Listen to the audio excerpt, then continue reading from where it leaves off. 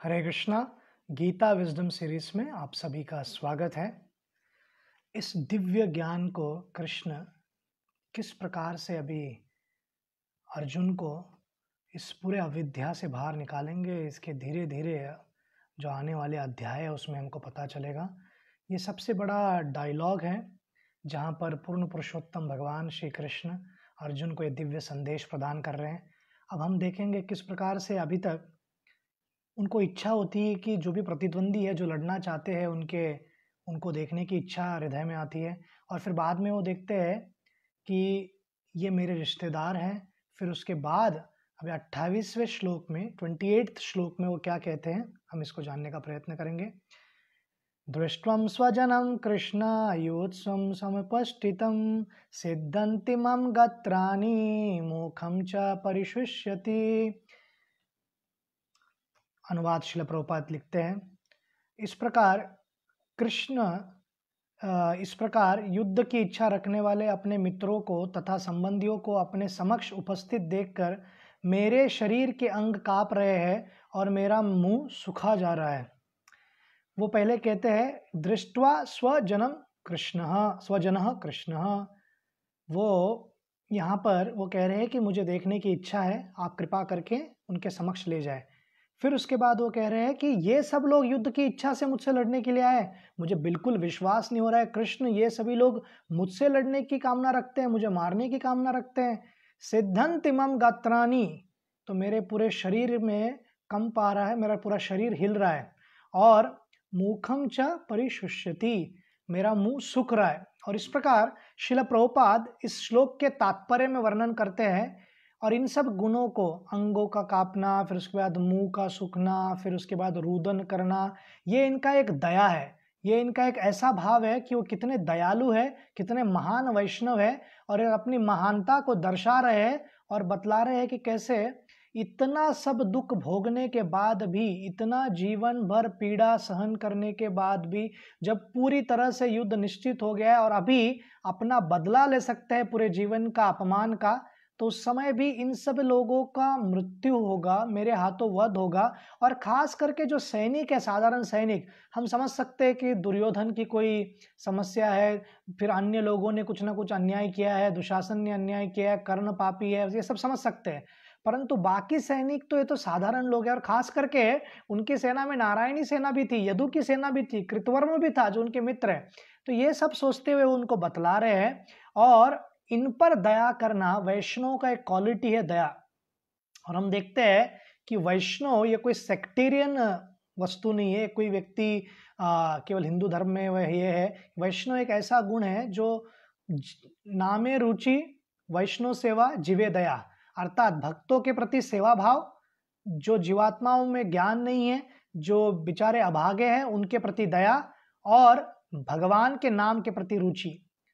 तो मैं कल एक डॉक्यूमेंट्री देख रहा था और उसमें मैंने जो बेथलम या जो शहर है उसके आसपास पैलेस्टाइन में, जो इज़राइल पैलेस्टाइन जो कंट्रोवर्शियल एरिया, वहाँ पर जो नज़ारत करके एक स्थान है जो जीसस का जन्म स्थान है, तो वहाँ पर पूरा वर्णन बताया गया कि कैसे उनके शिष्यों की रक्षा के लिए और अन्य लोगों के लिए जीसस ने अपने प्राण को त्याग दिया, अर्थात इतने दयालु थे। अब उस दृष्टिकोण को अगर उन्होंने फॉलो करने का प्रयत्न किया, और जो पुराना टेस्टामेंट है उसको ओल्ड टेस्टामेंट कहा जाता है, जिसके पहले 5 चैप्टर्स को थोरा कहा जाता है, जेनेसिस थोरा, और उसका अभ्यास करते हैं और वो यहूदी धर्म का ग्रंथ है। तो वहां पर दाउ शैल नॉट किल बहुत क्लियर है। अगर दाउ शैल नॉट किल कहा गया है तो प्राणियों को मारकर आप आहार कैसे खा सकते हो? प्राणियों को मारना और उसके बाद उसको अपना आहार बनाना आप सोच भी नहीं सकते हो। मानवता इतनी क्रूर हो गई, उन्होंने जो ज्ञान दिया उसके बाद ही वहाँ के अधिकतर जो लोग इनको फॉलो करते हैं, तो वो अधिकतर लोग बड़े बड़े स्लॉटर हाउस मेंटेन करते हैं, या उनका जो भोजन होता है वो मांस भक्षण होता है। और मांस भक्षण में भी वो साधारणता पसंद करते हैं, गोमाता का गोमांस खाने को, बीफ खाने को। तो इतना सब दृष्टिकोण से ये सब रखना, ये मेरे को पाश्चात्य देश का जो एनिमल लविंग टेंडेंसी है ना, ये देखकर बहुत बार मुझको हंसी भी आता है, चकित भी करता है और क्रोध भी लाता है मन में। क्यों? क्योंकि वो एक समय पर वो चाइना को कहेंगे कि आपका जो यूलिन फेस्टिवल होता है ना, जिसमें अनेक हजारों हजारों कुत्तों को आप काट कर खाते हो अपना आपको चाइना और साउथ कोरिया में ऐसे ऐसे रेस्टोरेंट्स और ऐसे ऐसे प्राणियों का काट कर वो खाते, अगर इसके बारे में वर्णन अगर आपने कभी सुना तो शायद आपको वो देश में जाने की इच्छा नहीं होगी, और गए तो भी रेस्टोरेंट में नहीं जाओगे कभी गलती से। तो अमेरिका कहती है कि आप ये क्यों खाते हो, घोड़े क्यों खाते हो। फिर चाइना और ऑस्ट्रेलिया के बीच रहता है कि चाइना को कहेंगे कि आप कंगारू क्यों खाते हैं, इनको कहेंगे कि आप पांडा क्यों खाते हो। तो ये अलग अलग प्रकार के जो प्राणी है पांडा, तो फिर ये अनेक अनेक प्रकार के लोग अपना जो एक्सटिंक्ट होने वाला प्रजाति है उसके प्रति प्रेम दिखलाएंगे, पर जो उनको खाना है वो खाते रहेंगे। अभी कल में एक देश है, उस देश का नाम सेंट्रल एशिया में बहुत ही पावरफुल तेल का निर्मित करते हो, कजाकिस्तान करके, पहले यूएसएसआर का पार्ट था। तो उस कजाकिस्तान में हमने देखा कि लोगों का ट्रेडिशन है घोड़ा, और घोड़े को बहुत प्रिय है उनको सबको, पर उनकी प्रथा क्या है, घोड़े का मांस उनका सबसे बेस्ट डेलिकेसी है। अब घोड़ा इतना प्रिय है, पूरी संस्कृति आपके घोड़े पर है, उनका खेल घोड़े पर है। शादी एक तरीका उनका शादी करने का इस प्रकार से है कि एक लड़की के हाथ में रुमाल होगा और वो रुमाल छीनना है लड़की के हाथ से। कौन छीनेगा? वो जो वर है, वधू के हाथ से रुमाल छीनना है और घोड़ा इतना जोर से भगाना है। और उसके पर वो लड़की के हाथ में एक छड़ी होती है, विप, वो जोर जोर से मारती है। तो उतना सब सहन करके जो रुमाल छीन लेगा उसका उससे विवाह होगा। तो सब कुछ कनेक्टेड है उसका कल्चर में, उस संस्कृति में। परंतु समस्या क्या है, पर जीभ पर नियंत्रण नहीं है। तो ये तथाकथित प्रेम दिखाना कुत्तों पर, तथाकथित प्रेम दिखाना गधों पर, तथाकथित जो आपको अच्छा लगता है खाने में उसको छोड़ के बाकी सब पे प्रेम दिखाना, एथिकल ट्रीटमेंट्स करना, ये मेरे को बहुत ही सेलेक्टिव कंपैशन लगता है। तो आज हम देखते हैं कि किस प्रकार से दया के लिए पिछले 4-5 दिनों से इतना सोशल मीडिया में लोग घुमा रहे हैं उस हाथी के, बेचारे गर्भवती माता हाथी। और उसके आज सुबह ही मैं गोवर्धन इको विलेज में, एक गौ माता है, वो बच्चे को जन्म देने के परिस्थिति में है, अब तक तो दे भी दी होगी। तो कितने प्रेम से उनको सब 4-5 भक्त थे, एक एमडी डॉक्टर स्वयं वहां पे खड़े थे, अन्य और एक डॉक्टर खड़ा था। अब साधारणता वो क्या वेटिनरी नहीं है, परंतु प्रेम इतना ज्यादा है और वो गौ सेवा करते हैं, तो माता को कुछ भी परिस्थिति में कुछ भी सहायता लगा तो सेवा करने के लिए तैयार है। तो इस प्रकार से हम देखते हैं कि प्रेम होता है तो हम हर प्राणी को प्रेम करते हैं, ऐसा सेलेक्टिव प्रेम नहीं होता है इसको और वैसे।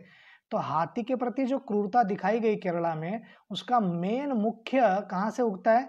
अरे वहां पर बीफ रेडिली अवेलेबल है, वहां पर कोई रूल्स एंड रेगुलेशन नहीं है गौ मांस खाने के लिए। तो वही गाय जो प्रिय है और जो माता की तरह है, जो दूध देती है, उसको आपको अगर काट के खाने में कोई चिंतन नहीं है, उसको अगर आप खा सकते हो और आपको बिल्कुल बुरा नहीं लगता है, उल्टा आप अलग अलग प्रकार के डेलिकेसी बनाते हो। फेमस है केरला इसके लिए, बीफ रेस्टोरेंट्स के लिए, और ओपन में बेचा जाता है।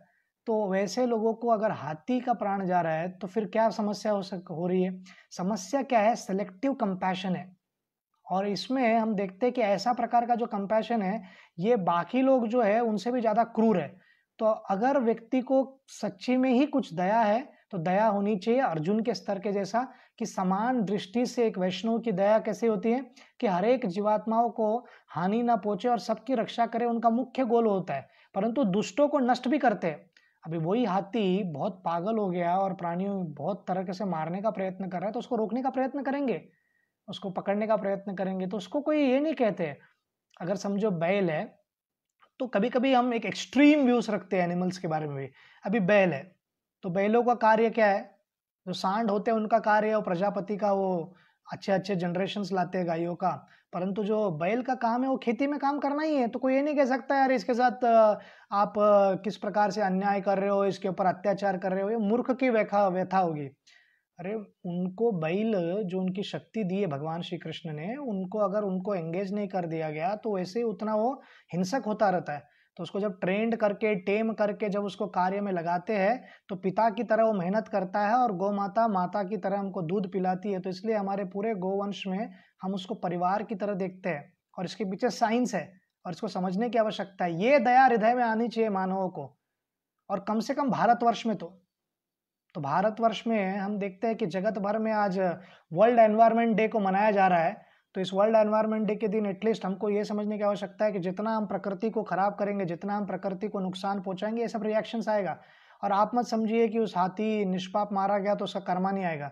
जितना भी मानवों पर पीड़ा आ रहा है, जितना भी साइक्लोन्स आते हैं, जितने भी अर्थक्वेक्स होते हैं, जितने भी बुश फायर होते हैं, जो भी दुनिया भर में जो भी पीड़ा हो रही है समाज में और मानवों के बीच, ये तथाकथित कोरोना और ये सब हमारा कर्मा है। सूत के साथ रिटर्न होता है, पूरा ब्याज के साथ रिटर्न करता है नेचर, प्रकृति। तो अगर हम एक रहता है इंडिविजुअल कर्मा, अपने स्तर पर अपन प्रयत्न करते हैं कि हम अच्छे से रहे, परंतु जिस समाज में हम हैं उसको कहते हैं कम्युनल कर्मा, तो उसका रिएक्शंस आएगा ही। आप मुंबई शहर में रह रहे हो और साइक्लोन, हमारा नसीब अच्छा है कि हिट नहीं हुआ, परंतु कर्मा बहुत बेकार हो तो हिट होगा वो। तो सब इसका दृष्टिकोण हमको समझने की आवश्यकता है। यहाँ पर इसी तात्पर्य में श्रील प्रभुपाद श्रीमद् भागवतम के 5वें अध्याय के 5वें स्कंद के 18वें अध्याय के सुंदर श्लोक कहते हैं, जो कि एक वैष्णव जो है ना, जिसके अंदर सब गुण होते हैं, जो देवताओं में है और जो महान से महान ब्राह्मणों में हो सकता है, वो एक वैष्णव के अंदर गुण होता है। यस्यास्य भक्तिर भगवत अकिंचन सर्वे गुणैर्स्ततः समासतः सुरा हराओ भक्तस्य कुटो महद्गुना मनोरथेन सति धावतो भई। वो कहते हैं कि किस प्रकार से जो सुर है, देवता है, उनके सारे गुण वैष्णव में आ जाते हैं और उतने ही शक्तिशाली भी होते हैं, उतने ही दयालु होते हैं और वो सर्वगुण संपन्न होने के कारण बहुत सारे लोगों की सहायता कर सकते हैं। रियल कंपैशन क्या है? रियल कंपैशन केवल शारीरिक, जो दूसरे अध्याय में क्लियर हमको पता चलेगा अर्जुन को कैसे कृष्ण बतलाते हैं, केवल ऊपर का अगर आपने किसी व्यक्ति का वस्त्र निकाल कर वस्त्र ले आए डूबते हुए व्यक्ति का और व्यक्ति को डूबने दे दिया तो उसको कंपैशन नहीं कहते। उसी प्रकार से किसी को खिलाया, किसी को कपड़ा पहनाया, वो सब बहुत अच्छा कार्य है फिलैंथ्रोपी का और हर एक व्यक्ति को करना चाहिए कोरोना के समय में। पर इसके बाद क्या? इसके बाद क्या? जब तक हम आध्यात्मिक प्रगति नहीं कराएंगे किसी व्यक्ति का, जब तक उसके आध्यात्मिक जो चेतना है उसको ऊपर नहीं लाएंगे, तब तक कोई भी व्यक्ति खुश नहीं रह सकता, प्रसन्न नहीं रह सकता है दीर्घ काल तक। तो हम देखते हैं कि कैसे अर्जुना का जो बुद्धि है वो था धातराष्ट्र दुर्बुद्धि युद्ध प्रिय चिकीर्षवा, अर्थात वो देख रहे थे, कह रहे थे कौन दुष्ट लोग यहाँ पर आए हैं, कृष्ण मुझसे युद्ध करना चाहते हैं। और वो धातराष्ट्र, दुष्ट जो पुत्र है धातराष्ट्र से का दुर्योधन, उसको मानकर उसको जानकर कोई व्यक्ति मुझे यहाँ पर मुझसे युद्ध लड़ने के लिए आ रहा है, मैं जाकर देखना चाहता हूँ कौन है वो, उससे टर्न अराउंड होकर थोड़े ही 2-3 श्लोकों में वो कह रहे हैं कि स्वजन कृष्ण, मेरे अपने लोग आ गए हैं। तो ये ट्रांसफॉर्मेशन कैसे हुआ? ये ट्रांसफॉर्मेशन तब होता है जब पूरे जीवन का एक्सपीरियंस एक बाजू में और इंद्रिय से जब हम नेत्रों से देखते हैं तो हम भावुक हो जाते हैं और हमारे इमोशंस बाहर आने लगते हैं। तो नेत्रों से अगर आपने बिलबोर्ड का ऐड देखा जिसमें लिखा है कि 9,000 में इतना मिल रहा है, जो कि पहले समझो 18-20 हज़ार में मिलता था, तो आपका इमोशंस क्या रहेगा? खरीदने की इच्छा होगी, वो लोभ निर्माण होगा, ग्रीड निर्माण होगा। तो आप अपने संबंधी के पीछे लग जाओगे, किसी और व्यक्ति को कहोगे कि किस प्रकार से मुझे ये सब मिल सकता है, प्रयत्न कीजिए, मुझे दिला दे आप। तो अनेक अनेक प्रकार से हम देख सकते हैं कि वो इच्छा निर्माण होगी। और ये पूरी एडवर्टाइजिंग इंडस्ट्री का मेन गोल या मार्ग ही वही है कि हमारे अंदर वो इच्छा निर्माण करे। तो हम देखते हैं कि कैसे यहाँ पर उनका पूरा ट्रांसफॉर्मेशन हो गया अर्जुन का। उसका कारण क्या है? वो प्रत्यक्ष प्रमाण पर ज्यादा विश्वास करने लगे। प्रत्यक्ष प्रमाण पर विश्वास करना कोई बुरी बात नहीं, और बहुत बार हमको प्रत्यक्ष प्रमाण को यूज करना भी होगा। जो हम नेत्रों से देखते हैं और अपने को पता चलता है उसका स्ट्रक्चर कैसा है, कलर कैसा है, सब ठीक है, परंतु उसके बाद व्यक्ति क्या करता है? तो इस जगत में क्या होता है कि हम जो देखते हैं, सुनते हैं और खास करके जो इंद्रियों से हम प्राप्त करते हैं ज्ञान, फिर हम अनुमान प्रमाण लगाते हैं। अनुमान प्रमाण मतलब मुझे लगता है कि क्या है ना, इस जगत में सुख मुझे कभी प्राप्त होने ही नहीं वाला है, तो मुझे लगता है कि किसी न किसी प्रकार से मुझे ये धन इकट्ठा कर लेना चाहिए, फिर मुझे सुख प्राप्त होगा, ये करना चाहिए, फिर मैं सुखी होऊंगा। जब तक मेरा बेवर्ली हिल्स में एक बंगला नहीं आता है, हॉलीवुड के फेमस स्टार के बाजू का घर नहीं बन जाता है, तब तक मैं सक्सेसफुल नहीं हूँ। और बहुत बार हमको ये भी लगने लगता है कि कृष्णा बहुत ही लॉफ्टी, ये बहुत बड़ा बड़ा अध्यात्म, ये सब बहुत दूर की बात है, मैं कभी प्राप्त कर पाऊंगा क्या? क्या मेरे अंदर का काम कभी खत्म हो पाएगा? क्या मेरी इच्छाएं कभी समाप्त होगी? मुझे नहीं लगता है कि मैं कभी आध्यात्मिक दृष्टिकोण से प्रगति कर पाऊंगा। मुझे बिल्कुल नहीं लगता है कि मैं कभी जप ध्यान पूर्वक कर पाऊंगा। और मुझे लगता है कि हमको बहुत प्रैक्टिकल भक्ति करनी चाहिए, सब छोड़ देना चाहिए। या जीवन के सेंस में भी, लाइफ के सेंस में भी हम बहुत बार ऐसा सोच सकते हैं। तो हमको किस पर विश्वास रखना चाहिए? अथॉरिटेरियन व्यक्ति के प्रति या अथॉरिटी के प्रति। जो व्यक्ति बहुत कालों से उनका अनुभव है और वो दीर्घ काल के अनुभव से हमको जब बतलाता है, उसको कहते हैं शब्द प्रमाण। तो कृष्ण पूर्ण पुरुषोत्तम भगवान श्री कृष्ण के शब्द प्रमाण पर अगर हम श्रद्धा रखेंगे तो धीरे धीरे गुरु साधु शास्त्र का आकलन करके हम प्रगति कर सकते हैं। एक बहुत ही रोमांचक इस श्लोक से संदर्भ में हमको विचार करें तो हम देख सकते हैं कि कैसे कृष्ण ने transforming a battlefield into a classroom, अर्थात उन्होंने ये पूरे युद्ध भूमि को एक कक्षा के रूप में परिवर्तित कर दिया। हर टीचर, आप में से बहुत सारे होंगे भी जो सुन रहे हैं, तो बहुत सारे लोग, हर स्तर पे हम टीचर है ही, क्योंकि हर एक व्यक्ति को सीख देने की इच्छा होती है, भले उसको स्टूडेंट एक्सेप्ट करे कि नहीं ये मेरे टीचर है नहीं, पर हमको सिखाने की इच्छा होती है। तो साधारणतः जब भी हम सिखाने का प्रयत्न करते हैं तो एक ऐसा एक्सपीरियंस देना चाहते हैं, एक ऐसा अनुभव देना चाहते हैं विद्यार्थी को कि वो अनुभव जीवन भर याद रखे, अर्थात उसके दिमाग में रह जाए। तो अधिकतर टीचर्स वो एक्साइटिंग टीचर्स होते हैं जो इंटरेस्ट क्रिएट करते हैं सब्जेक्ट्स में, और फिर वो व्यक्ति को फिर विशेषता वो पढ़ने में रुचि रखता है। तो आजकल बहुत सारा ऐसा है कि नेचर के बीच जाके, नदी के तट पर जाकर हम सिखाएंगे, पहाड़ों के बीचों बीच हम बॉटनी सीखने का प्रयत्न करेंगे, जू में जाकर जियोलॉजी सीखने का प्रयत्न करेंगे, वहाँ मैं क्लास दूंगा प्रैक्टिकली। तो ऐसा अनुभव प्रयत्न करते हैं। तो यहाँ पर कृष्ण एकदम जबरदस्त एक्सपेरिमेंट करते हैं कि युद्ध भूमि में ही क्लासरूम को क्रिएट कर देते हैं। और उनका मुख्य कार्य क्या है कि वो ये बतलाने का प्रयत्न कर रहे हैं कि जीवन के सबसे गंभीर परिस्थितियों में भी अगर हम गुरु का आश्रय ले, मेंटर का आश्रय ले, जिसके पास हमसे ज्यादा ज्ञान है, नम्रता तब प्रारंभ होती है जब हम समझे कि मेरे पास कुछ ऐसा बहुत सारा चीज है जो सीखने के लिए है दूसरे लोगों से। तब व्यक्ति नम्र बनकर फिर वो आश्रय लेकर कुछ ज्ञान को अर्जित कर सकता है। जब तक व्यक्ति को लगेगा कि मुझे सब कुछ पता है, और आजकल का जो मॉडर्न एजुकेशन सिस्टम है उसमें नम्रता ये ऐसा कुछ नहीं है, जितना व्यक्ति ज्ञान प्राप्त करता है उतना ही वो घमंडी होते जाता है। तो मेन ज्ञान का, नॉलेज का मेन प्रिंसिपल है व्यक्ति नम्र हो। और नम्रता पूर्वक हम यहाँ पर देखते हैं कि अर्जुन दूसरे अध्याय में जब 2.7 में कार्पण्य दोष उपहत स्वभाव पृच्छ्वामि त्वं धर्म समूढ़ चेतय श्रेयशान निश्चितम ब्रूहि तन्मे शिष्यस्त्यम शादिमाम त्वं प्रपन्नम, वो कहेंगे कि मैं पूर्ण रूप से विचलित हो गया हूँ, भ्रमित हो गया हूँ, कृष्ण मैं तुम्हारा आश्रय लेता हूँ, हम मित्र थे वो सब भूल जाओ, अभी गुरु के रूप में मुझे सहायता करो। तो इस प्रकार से अनुभव जो है वो दो प्रकार हो रहा है। यहाँ पर उनका द्वंद्व चल रहा है, कृष्ण अर्जुन की लड़ाई चल रही है भावनाओं और बुद्धि के बीच, विवेक के बीच। विवेक उनका कहता है कि इन अन्यायी लोग हैं, ये पापी लोग हैं, इनसे लड़ना ही चाहिए, इनको परास्त करना चाहिए, इनको हमको समाप्त करना चाहिए। परंतु उनका इमोशंस इतना ज्यादा हो गया है कि बुद्धि काम नहीं करता है। बहुत बार इमोशंस और हमारी भावनाएं इतनी शक्तिशाली होती है कि हमारा बुद्धि और अन्य चीज जो भी हम जीवन भर जानते हैं वो कार्य नहीं करता है। और कई कई घटनाओं में ऐसा होना भी चाहिए। जब हम लीलाएं भगवान का सुन रहे हैं तो हमको सुन रहे हैं तब हमको बुद्धि लगाने की आवश्यकता नहीं है कि ऐसे कैसे हो सकता है। गोवर्धन लीला सुन रहे हैं हम तो हमको centrifugal force, centripetal force, centre of gravity, फिर मास, फिर उसका कैलकुलेशन, फिर ये सब करने की आवश्यकता नहीं कि कृष्णा में उतना स्ट्रेंथ है क्या, one finger is this size then how can it hold, वो हिलेगा नहीं क्या, ये पूरा थर्मो अपना पूरा जो भी फिजिक्स के प्रॉपर्टीज है उसको समझने की क्या आवश्यकता है। आप लीला में आस्वादन करिए ना, जहां पर जो करने की आवश्यकता है वो बहुत जरूरी है।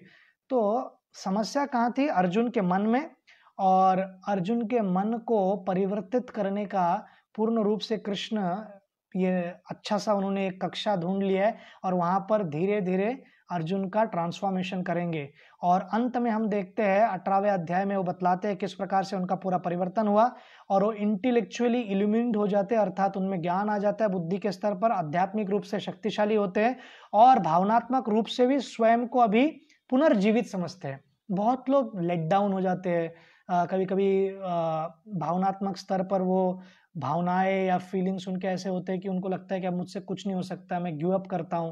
तो हमको एक मोटिवेशन लगता है, कोई ना कोई व्यक्ति प्रेरणा देने वाला होना चाहिए। तो इसलिए हमको मित्र और सब लोग होने चाहिए। तो सबसे बड़ा मोटिवेशनल स्पीकर और ओरिजिनल मोटिवेशनल स्पीकर पूर्ण पुरुषोत्तम भगवान श्री कृष्ण ही है। युद्ध के भूमि में अर्जुन को जिन्होंने पूरा मन बना लिया था कि नहीं लड़ना है, संबंधी को नहीं मारना है, उनको मोटिवेट करते हैं इतने बड़े कार्य में, कौन करेगा? आज तक कभी इतिहास में ऐसा हुआ नहीं है। तो एक मोटिवेशन लगता है हर एक व्यक्ति को कुछ तो बड़ा कार्य करने के, तो हायर कुछ तो मोटिवेशन होना चाहिए। तो अर्जुन को हायर मोटिवेशन क्या मिलता है? कृष्ण की सेवा करनी है, मुझे ये भूल जाना है, देहात्म शरीर से, देहात्म बुद्धि से ऊपर उठकर कृष्ण की सेवा करने की आवश्यकता है, ऐसा वो सोचते हैं। हम देखते हैं कि जब व्यक्ति मोटिवेटेड होता है कुछ हायर कॉज से तो बड़ा बड़ा कार्य कर सकता है। 1967 में आज ही के दिन इजराइल के ऊपर सभी जो अरब देश है, 6-8 अरब देश, Saudi Arabia, Egypt, Syria, Lebanon, Jordan, ये सब लोग एक साथ आक्रमण करते हैं। परंतु अकेला देश 6 डे वॉर करके बहुत फेमस वॉर है, इन सभी 6-7 लोगों को एक अकेला छोटा सा देश, जिसको लोग मानते भी नहीं थे बाकी अरब लोग की ये कोई देश है, और बहुत कम पॉपुलेशन, परंतु इतनी तीव्र इच्छा अपने अस्तित्व को बना के रखने का, क्योंकि वो आ गए तो यहूदी लोग समाप्त हो गए। यूरोप में तो नाजी और अन्य लोगों के कारण यहूदी समाप्त हो रहे थे, सब जगह एंटीसेमेटिक मूवमेंट चल रहा था, कैसे यहूदी लोग सब दुख का कारण है, उनको मारना चाहिए, वो जीसस क्राइस्ट के मृत्यु का कारण भी ये जूइश लोग है, इस प्रकार से मार रहे थे। तो यहाँ पर एक ही उनको आश्रय मिला था, और उस आश्रय में भी ये अरब देश लोग आकर मारने वाले थे। तो कहाँ से, तो जब एकदम लास्ट पॉइंट तक व्यक्ति को लेके जाता है तो वो फिर परिश्रम करके ऊपर आता है और इस प्रकार से अपने आप को बचाए। वैसे मन में भी जैसे 6 राष्ट्रों को उन्होंने हरा दिया इजराइल ने, उसी प्रकार अर्जुन अपने अंदर के जो काम, क्रोध, मोह, मत्सर है उस पर विजय प्राप्त करेंगे। अभी वो एक प्रकार से मोहित हो गए, पर कृष्ण के व्याख्यान सुनकर या कृष्ण के प्रवचन को सुनकर, कृष्ण के मोटिवेशनल पेप टॉक को सुनकर वो परिवर्तित होने वाले हैं। हमको ये भी समझने की आवश्यकता है कि एक व्यक्ति का जो कैलिबर है, क्षमता है, जब वो परफॉर्म करता रहता है, बेस्ट रहता है, तब दिख के आता है, परंतु जब वर्स्ट आता है ना जीवन में, तब उसका निखर के आता है। सबसे बेस्ट व्यक्ति का कैलिबर या टैलेंट तब दिख के आता है जब एकदम ट्राइंग सर्कमस्टांसेस में, जब कोई भी उस चांस नहीं देता है, उस परिस्थिति में कोई कुछ कर कर दिखा दे। जैसे स्पोर्ट्समैन में या स्पोर्ट्स में हम देखते हैं कि वो खिलाड़ी को बहुत महत्व दिया जाता है जो आई स्कूल की तरह खेलता है। तो जब भी आपको आई स्कूल उदाहरण आता है, और अगर क्रिकेट के बारे में आप थोड़ा जानते हो, तो महेंद्र सिंह धोनी का नाम हर एक के मुख में आता है। कोई भी परिस्थिति हो, कितना भी टेंस सिचुएशन हो, एकदम ठंडे दिमाग से खेल को खेलता है और टीम को जिता देता है। हमने जितना भी जीवन भर उनके बारे में सुना है, पढ़ा है, तो इस प्रकार से लोगों के मुखों लोगों ने बताया है, तो इस प्रकार का वो खिलाड़ी है। तो ऐसे हर परिस्थिति में भी है।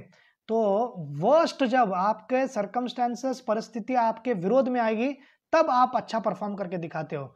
अर्जुन का सबसे बेस्ट परफॉर्मेंस, क्लाइमैक्स, या आप कह सकते हैं पिनैकल ऑफ परफॉर्मेंस, क्लाइमैक्स नहीं, पिनैकल, एकदम समिट, टॉप मोस्ट परफॉर्मेंस था विराट पर्व में। बृहनला के रूप के अंत के बाद, अंत आ ही गया था उनका, 13 वर्ष का वो अवधि भी समाप्त हो गया था उनका वनवास का। तब सभी भीष्म, द्रोण, कृपा, फिर हमारे दुर्योधन, दुशासन, कर्ण, ये सब एक साथ आक्रमण करते हैं, परंतु अर्जुन सबको परास्त करते हैं। ना भूतो ना भविष्यति, ऐसा कोई व्यक्ति ना कभी किया है ना कर पाएगा। ये सब कोई साधारण योद्धा लोग नहीं, ये सब महारथी लोग हैं जो 1 लाख रथी लोगों से डायरेक्ट लड़ सकते थे। तो विचार कीजिए, जो सारथी रथ पर बैठकर जो योद्धा है, तो इतने महान योद्धा अर्जुन पीक था, परंतु उनके जीवन का टेस्ट तब आया जब वो डाउन थे। डाउन इसलिए नहीं थे कि क्या कहते हैं उसको, कि स्वयं की रक्षा के लिए वगैरह, पर मेरे संबंधियों को मैं कैसे मारूं, जब उनके अंदर वो डाउट आता है। तो जब वो उनके अंदर वो डाउट आती है, तब उनको उत्तर कहाँ से मिलता है? पूर्ण पुरुषोत्तम भगवान श्री कृष्ण का वो आश्रय लेते हैं, और उस आश्रय लेने के बाद व्यक्ति वहां से ऊपर उठते हैं। तो हमारे जीवन में जब नीचे स्तर पर हम जाते हैं, वो चेतना के स्तर पर हो, भावनाओं के स्तर पर हो, जब हमको कोई कार्य करने की इच्छा नहीं होती हो, थोड़ा भी मोटिवेशन नहीं आता है, तो हमको सदैव याद रखना है कि अंदर जाकर और नीचे जाने से उत्तम क्या है कि उस परिस्थिति को हम कैसे ट्रांसफॉर्म करके, जो हमारे स्तर पर उसका उत्तर नहीं मिल सकता है, भगवत गीता का आश्रय ले सकते हैं। और भगवत गीता श्री कृष्ण ने अर्जुन को एक समय पर एक हिस्टोरिकल पर्सपेक्टिव से एक समय समझाया था, परंतु अराउंड द क्लॉक 24/7 हमको अवेलेबल है कृष्ण, और हमारे हृदय में रहते हैं। उनके प्रति अगर उनके पास जाकर अगर हम आश्रय ले, तो हम कैसे पूर्ण पुरुषोत्तम भगवान श्री कृष्ण का हम किस प्रकार से आश्रय ले सकते हैं इसका देख सकते हैं। उदाहरण है कि व्यक्ति अर्जुन केवल उससे ऊपर न आए, उससे ऊपर स्ट्रांग होकर और शक्तिशाली होकर खड़े हुए और खड़े होने के बाद वो लड़े भी। तो श्लोक क्रमांक 29वां में जाते हैं कि अभी देखो वो पहले तो उनके शरीर में केवल शरीर कंप कर रहा था और लगभग वो उनका गला सूख रहा था। तो ये परिस्थिति क्या है? ये परिस्थिति ऐसा है कि व्यक्ति अभी थोड़ा सा नर्व्स का खेल में जा रहा है, उसको डर लग रहा है या वो भावनात्मक हो रहा है। तो 29वां श्लोक है, वे पुतेश्च सर्वे में रोम हर्षश्च जायते गांडीवम स्वंसते हस्तात् त्वचैव परिदयायते। मेरा सारा शरीर कांप रहा है, मेरे रोंगटे खड़े हो रहे हैं और गांडीव धनुष मेरे हाथ से सरक रहा है और मेरा त्वचा या मेरा पूरा त्वचा जल रहा है। तो ये देखिए कितना इंटेंस इमोशंस है। और शिल प्रभुपाद तात्पर्य में आपको प्रश्न आएगा ही, उसका मैं उत्तर दूंगा कि ऐसे कैसे ट्रांसफॉर्म हो गया शिल प्रभुपाद का तात्पर्य, पर हम पहले जानेंगे। शिल प्रभुपाद कहते हैं 2 प्रकार के कंपन होते हैं। एक आध्यात्मिक कंपन होता है जब भगवान पूर्ण पुरुषोत्तम भगवान श्री कृष्ण का जब हम आश्रय लेते हैं और उनका आश्रय लेने के बाद और जब हम भक्ति में प्रगति करते हैं तो आध्यात्मिक प्रगति होने के कारण व्यक्ति को कंपन होने लगता है, फिर उनका गला सूखने लगता है, नेत्रों से अश्रु बहने लगता है और वो धरती पर मूर्छित होकर गिर जाते हैं। वो एक है, वो आध्यात्मिक परिस्थिति और वो धीरे धीरे आता है, एक ही पहले इनिशियल डेज में नहीं आता है। तो परंतु एक रहता है जब व्यक्ति दुर्बलता के कारण, अपनी आसक्ति के कारण और तथाकथित भौतिक कंपैशन के कारण, दया के कारण वो हो जाता है। तो श्रील प्रभुपाद यहाँ पर कहते हैं कि किस प्रकार से ये लक्षण जो है ना, ये देहात्म बुद्धि के लक्षण है। उस व्यक्ति को लग रहा है कि मैं देह हूं और ये मेरे सभी संबंधी है और इन सभी संबंधियों को मैं कैसे मारूं और इसके कारण ये सब हो रहा है। तो सर्वप्रथम क्या, वेपुतश्च शरीरे में, तो इस प्रकार से मेरा पूरा शरीर कांप रहा है। रोम हर्षश्च जायते, तो इस प्रकार से हम देख रहे हैं कि पूरे मेरे रोंगटे खड़े हो रहे हैं। तो आध्यात्मिक प्रगति करने वाले व्यक्ति के भी रोंगटे खड़े होते हैं। परंतु हम देखते हैं ना, हेयर स्टैंडिंग ऑन एंड, जब कोई इंटेंस मैच रहता है, जब कोई बहुत रोमांचक मैच रहता है, तब ये देखा जाता है। तो अब इसके बाद व्यक्ति जब टेंस होता है, एक बॉल में 2 रन चाहिए, एक ही विकेट है, ऐसे सब लोगों को एकदम ये हो जाते हैं। तो इस परिस्थिति में भी ये कोई इनका भौतिक स्तर पर था और हम देखते हैं कि उनके हाथ से गांडीवा छूट रहा है।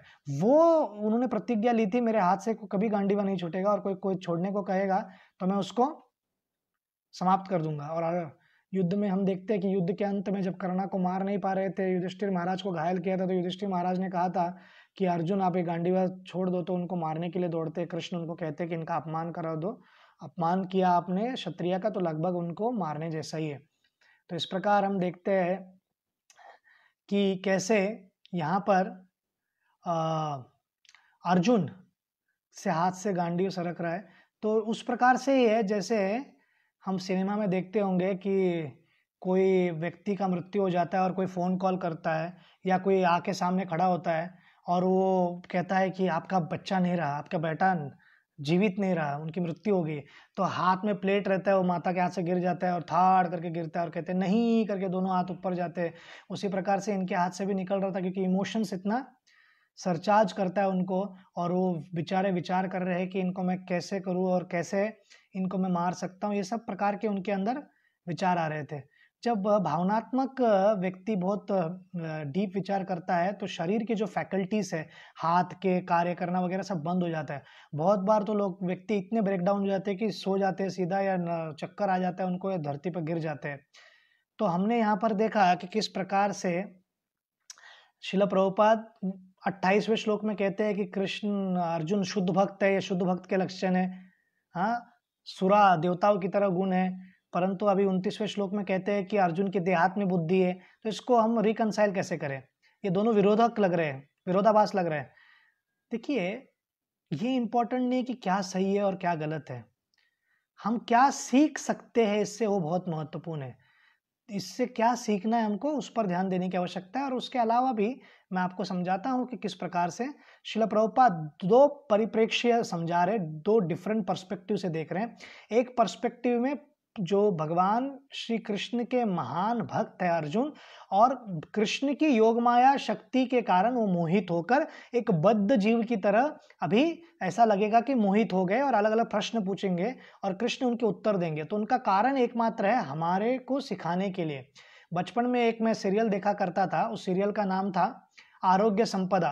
तो आरोग्य संपदा में ऐसा था कि हर एक दिन एक व्यक्ति जो होस्ट था वो सेम था, पर रोज कोई तो एक कैंसर स्पेशलिस्ट, एक कोरोना वायरस स्पेशलिस्ट, कोई फिर ट्यूबरक्लोसिस का स्पेशलिस्ट, उस जमाने में कोरोना नहीं था, मैं उदाहरण दे रहा हूँ, फिर अन्य प्रकार के अनेक अनेक स्पेशलिस्ट लोग आते थे और उनको वो प्रश्न करते थे, डॉक्टर ये रोग कैसे होता है, इसके लक्षण क्या है, इसको कैसे रोक सकते हैं, इसको कोई प्रिकॉशन है क्या, ये हम कैसे कर सकते हैं, क्या करना चाहिए, कैसे करना चाहिए, सब प्रकार के अनेक अनेक प्रकार के प्रश्न व्यक्ति पूछते थे और उनको उत्तर दिया जाता था। मैं छोटा था, मैं अपनी माँ को पूछता था, माँ मुझे ये समझ में नहीं आ रहा है, हर हफ्ता हम देखते हैं यही व्यक्ति को सब बीमारी कैसे हो गया, हर बार पूछता है टीबी हुआ तो क्या करना चाहिए, कैंसर हुआ तो क्या करना चाहिए, एड्स हुआ तो क्या करना चाहिए, ये बीमारी हुई तो क्या करना चाहिए, कोलेरा हुआ तो क्या करना चाहिए, कैसे रक्षा करना चाहिए। तो माँ ने मुझे कहा, अरे ऐसा नहीं है, ये जो प्रेक्षक है, जो ऑडियंस है, उनके बिहाफ में प्रश्न पूछ रहे हैं और उनके हित के लिए प्रश्न पूछ रहे हैं ताकि जो लोग बीमार है उनको सहायता हो।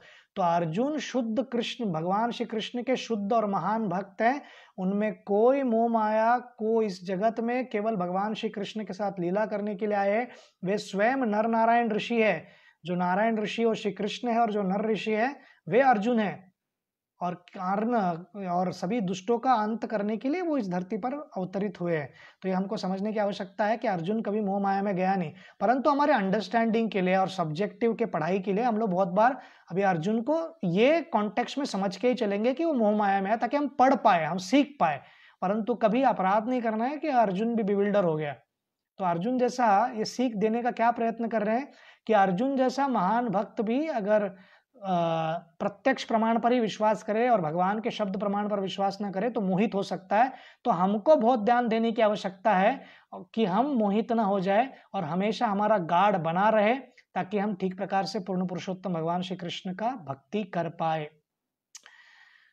बहुत बार हमको ये समझने की आवश्यकता है कि जीवन में बहुत पीड़ाएं आएंगी, पर हमको अपनी वो पीड़ा को वेस्ट नहीं करना है, उस पीड़ा को, पेन को गेन में ट्रांसलेट करना है। अर्थात उस पीड़ा के मूल पर जो मूल समस्या है उसको जानने का प्रयत्न करना है।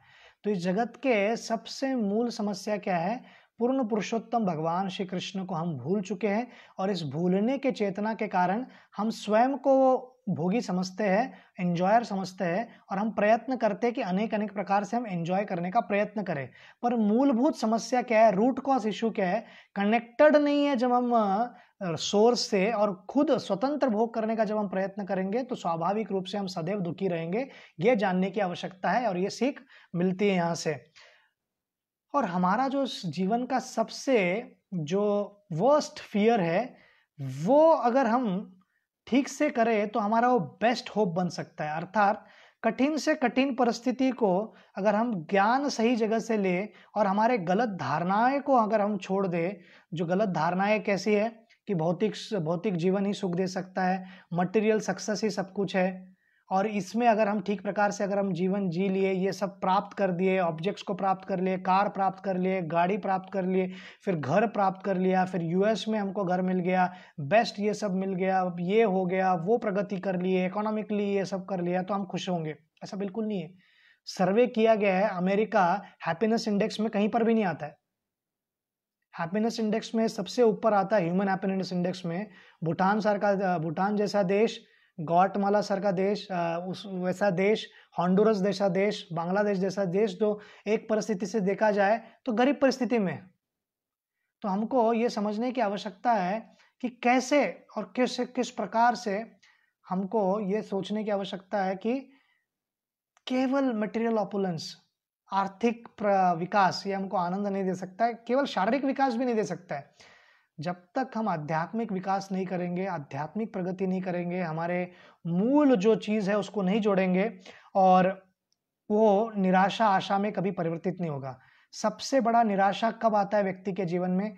कि पूरा जीवन उसने जो भी करना था, किस प्रकार से ये धन सब इकट्ठा कर लिया, परंतु अंत में कहता है कि सब वेस्ट है। अलेक्जेंडर, सिकंदर, पूरे विश्व पर विजय प्राप्त किया, पर गंगा को पार नहीं कर पाया उसकी सेना, और पंजाब में उनकी मृत्यु हो जाती है केवल एक एनोफिलस फीमेल मॉस्किटो जो काटती है, मच्छर जिसके कारण मलेरिया होता है, उनके कारण उनकी मृत्यु होती है। मरते वक्त बहुत सारे डॉक्टर उनके पास थे, बेस्ट लोग थे सब। वो कहता है कि हाथ ऊपर कर दो मेरे, तो डॉक्टर पूछते हैं क्यों, तो कहता है कि सब कुछ मेरे पास था, सब लोग थे, आप थे, सब थे, पर कोई बचा नहीं पाया मुझको। मैसेडोनियन थे, अलग अलग लोग कहते हैं कि हमारे देश के थे, पर एक्चुअली वो मैसेडोनिया के थे, एक देश है ग्रीस के पास। तो इस प्रकार हम देखते हैं कि ये इतना महान योद्धा भी अंत में कुछ नहीं ले जा पाया। हमारे पास जो रियल वेल्थ है, जो हम हमारे साथ ले जा सकते हैं, वो है अच्छे कर्म, और कर्म में भी अकर्म, अकर्म माने भक्ति जो हमारे साथ जाती है। हम कितना भी क्यों ना कर ले, यहाँ के पीएचडी भी क्यों ना हो जाए, अगले जन्म हम जब आएंगे तो ये पीएचडी के आगे हम प्रगति आगे पढ़ाई नहीं करते, हम वापस किंडरगार्टन से ही चालू करते हैं। तो इसलिए हमको जानने की आवश्यकता है कि जो इटर्नल है, शाश्वत है, उसको बढ़ाने की आवश्यकता है। पर हमारे सब में भावनाएं हैं। आज के डेट में इंटरनेट में सबसे ज्यादा जो हिट जो चल रहा है कोरोना में, वो क्या है? Personal counselling. तनाव में है पूरा जगत। हर एक व्यक्ति विचार कर रहे हैं कि इससे तनाव से मैं बाहर कैसे आऊं, इस दुख से हम बाहर कैसे आए। और ये बहुत बड़ा अपने आप में क्या कह सकते हैं, एक जॉब, प्रोफेशनल जॉब बन गया। परंतु बहुत बार क्या होता है, केवल हम नेगेटिव सुनते रहेंगे तो व्यक्ति को भी प्रभावित कर देता है। तो एक साइकेट्रिस्ट थे, उस साइकेट्रिस्ट के पास रोज लोग आते थे, और बहुत बड़ी क्लिनिक थी, लाइन लगता था, बहुत व्यापार बढ़ रहा था, बहुत फेमस हो गए। पर कुछ दिनों के बाद सुनाई दिया कि वो व्यक्ति का अंत हो गया। तो कोई व्यक्ति ने पूछा कि यार ऐसा कैसे हो गया, वो तो इतना जबरदस्त था, लोगों को गाइड करता था। बोले कि रोज जब भी वो अपना दुकान खोलता था या क्लिनिक खोलता था, तो पहला ही व्यक्ति आता था और कहता था डॉक्टर मुझे मरने की इच्छा हो रही है, मेरे को अपने शरीर को त्यागना है, मुझे जीने की कोई इच्छा नहीं हो रही, मैं कुछ नहीं कर सकता। तो सुबह से लेकर शाम तक केवल व्यक्ति यही सुन रहा है, और अंदर से वो स्ट्रांग नहीं है स्वयं। केवल आप स्पेशलिस्ट हो, उससे कुछ ज्यादा होता नहीं है। आप इंटरनली स्पिरिचुअली स्ट्रांग होना चाहिए, और आपको ये भी पता होना चाहिए शरीर और आत्मा में अंतर क्या है, तब व्यक्ति ऐसे लोग को गाइड कर सकता है। तो ये व्यक्ति सुन सुनकर उन्हें ये सोच लिया कि चलो मैं भी बहुत त्रस्ती लग रहा हूँ आजकल, इतना लोग त्रस्त है, मतलब तो ये दुनिया सुखी का है, सुख का है ही नहीं, तो मैं ही खुद सुसाइड कर लेता और अपने जीवन को अंत कर दिया। साइकेट्रिस्ट लोगों में ज्यादा सुसाइडल टेंडेंसी देखा जाता है। और हमारे एक डॉक्टर प्रभु जी मुझको बता रहे थे जस्ट कथा करने से पहले कि ये जो स्ट्रेस है, और ये इसके कारण अधिकतर देशों में अभी देखा गया कि सुसाइडल टेंडेंसीज बढ़ता है। और ये तनाव का परिभाषा कहते हैं अपेक्षाओं और वास्तविकता जो है उसमें अंतर, रियलिटी और ड्रीम या जो एस्पिरेशंस है उसमें जो गैप है, उससे तनाव निर्माण होता है। तो व्यक्ति को अपना पोजीशन मालूम होना चाहिए, वास्तविकता मालूम होनी चाहिए, रियलिटी मालूम होना चाहिए, तो ध्यानपूर्वक वो देख पाएगा और वैसे गोल सेट कर पाएगा। हम ये नहीं कह सकते कि व्यक्ति को एम्बिशियस नहीं होना चाहिए, सब करिए, परंतु रियलिस्टिक रखा कीजिए जिसको आप, और टाइम बाउंड रखिए, और छोटे छोटे गोल्स रखिए। एकदम अंबानी बनने का गोल मत रखिए, धीरे बीच में और एक छोटा छोटा भी हो सकता है, और स्टेप बाय स्टेप जाने का हम प्रयत्न करेंगे तो स्वाभाविक रूप से हम कर पाएंगे। दूसरा कारण ये भी है कि वो सुनने वाला कोई नहीं है किसी के फीलिंग्स को, इमोशंस को। तो इसके कारण जो सुसाइडल टेंडेंसी है, लोग अधिकतर बार वो फर्टिलाइजर जो फास्फोरस वगैरह होता है उसको पीते थे, पर वो आजकल बहुत महंगा हो गया, परवड़ता नहीं करके पाकिस्तान का एक सर्वे ऐसा है कि बहुत सारे लोग नेल पॉलिश का उपयोग करते हैं तो नेल पॉलिश को पी पी कर सुसाइड करने का प्रयत्न करते हैं। कुछ लोग तो नेल पॉलिश को पीकर नशा करने का भी प्रयत्न करते हैं, उनको लगता है कि ये रिप्लेसमेंट है गांजा वगैरह का, पर जो ज़्यादा हो गया तो व्यक्ति का अंत भी हो सकता है। तो मानव इस परिस्थिति में इसलिए आ गया है क्योंकि उसने संवर्धन नहीं किया, उसने प्रकृति के साथ, प्रकृति के निर्माता भगवान के साथ वो संबंध नहीं रखा है। एथिस्ट लोगों का जो परसेंटेज है बढ़ते जा रहा है। चेकोस्लोवाकिया जैसा देश है, अभी चेकोस्लोवाकिया रहा नहीं, स्लोवाकिया रिपब्लिक अलग है और चेक रिपब्लिक अलग है। चेक रिपब्लिक में 68% कहते हैं कि हम नॉन बिलीवर्स हैं। तो ऐसे वातावरण में जहां पर व्यक्ति को, जब देखिए जब परिस्थिति ऐसी आ जाएगी कि आपको, जैसे अर्जुन का परिस्थिति आ गया, कहाँ जा सकता था, कौन बोलेगा उसको, खुद को बोल के थोड़ी ना खड़ा हो सकता है। तो कोई बाहर का व्यक्ति लगता है, हायर सोर्स लगता है, और स्पिरिचुअली कोई व्यक्ति गाइड करे, तब हम उभर कर कुछ कार्य कर सकते हैं, अन्यथा बहुत मुश्किल है। जब वो कोई व्यक्ति डाउन रहता है तो बाहर नहीं आ सकता है। और हम देखते हैं कि तनाव में, अमेरिका में सब कुछ है पर लोग इस तनाव में जीते हैं, फैमिली लाइफ ऐसे है तो पागलों की तरह, कुछ पुलिस कुछ किसी के साथ कर देता है, या इतने शूटिंग्स हुए अमेरिका में क्योंकि गन लाइसेंस इतने आसानी से मिलता है। आज ही के दिन 60 के दशक में जो रॉबर्ट एफ कैनेडी थे, जो कि प्रेसिडेंशियल इलेक्शन के लिए खड़े हुए थे अमेरिका में, उनको गोली मार दिया किसी व्यक्ति ने। उसको पूछा क्यों मारा, तो मूर्ख व्यक्ति के पास कोई एक्सप्लेनेशंस नहीं थे। तो ऐसे बहुत बार होता है, स्कूल में व्यक्ति घुस जाता है गन लेके और शूटिंग चालू कर देता है, तो उसको पूछते हैं क्यों ऐसा, फॉर फन। तो ये कहाँ से आ रहा है? एक्चुअली ये तथाकथित पागलपन भी स्ट्रेस से ही आ रहा है। तो इसको हम कैसे विजय प्राप्त कर सकते हैं इस तनाव पर? तो उसका मार्ग क्या है? साइकोसिस हुआ, न्यूरोसिस हुआ, अन्य प्रकार के जितने भी कॉम्प्लेक्शंस है, उसका अगर हमको जानना है तो जो जूनियर मार्टिन लूथर किंग है वो कहते थे, वी हैव डायरेक्टेड मिसाइल्स पर मिसडायरेक्टेड ह्यूमन बींग्स। दिशा के साथ हम मिसाइल निर्माण कर लिए, दुनिया को हराने के लिए हमने सब कुछ निर्माण कर लिया, रोबोट्स निर्माण कर लिया, सब कुछ निर्माण कर लिया। जापान तो हर चीज रोबोट से, हर एक होटल ही उनका केवल उसमें रोबोट्स है, और वो म्यूजियम बन गया, अभी लोग विजिट करते हैं देखने के लिए कि कैसे कार्य करता है। सब कुछ हमने प्राप्त कर लिया, पर रोबोट के साथ फीलिंग्स नहीं है।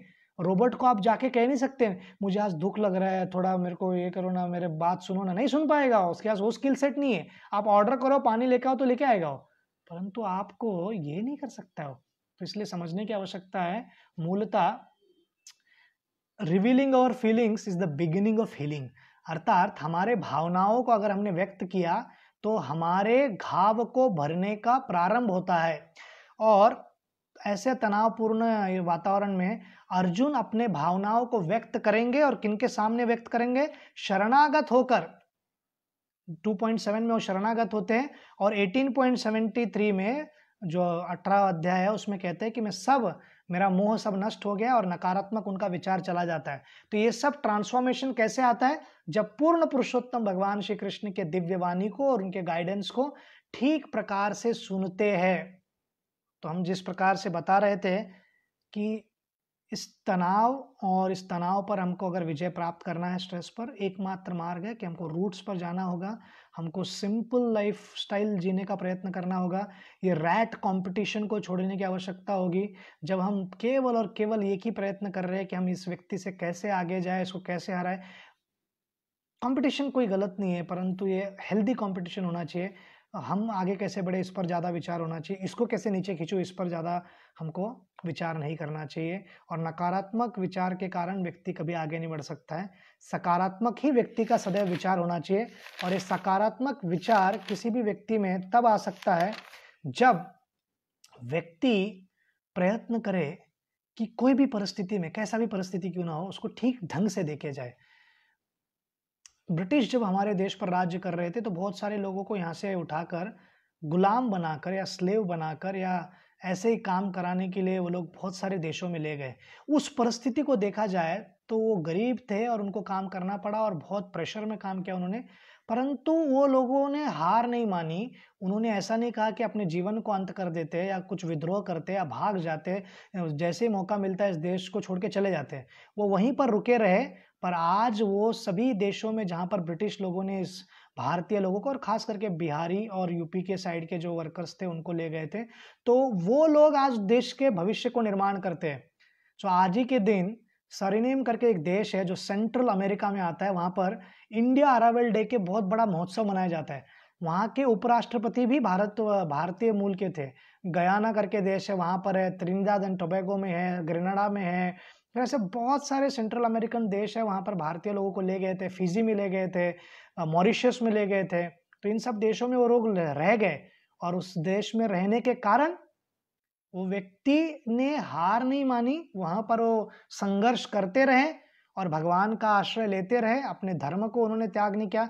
बहुत ही मिन्यूस्कुल लोग क्रिश्चियन में कन्वर्ट हुए हैं, वो भी प्रोपेगेंडा के कारण हुआ होगा, परंतु बाकी सभी लोग हिंदू धर्म, सनातन धर्म को उधर पालन करते रहे। और अधिकतर जो इस्कॉन के डिवोटीज है अभी वो जो देशों में, वो वही वर्ग के हैं।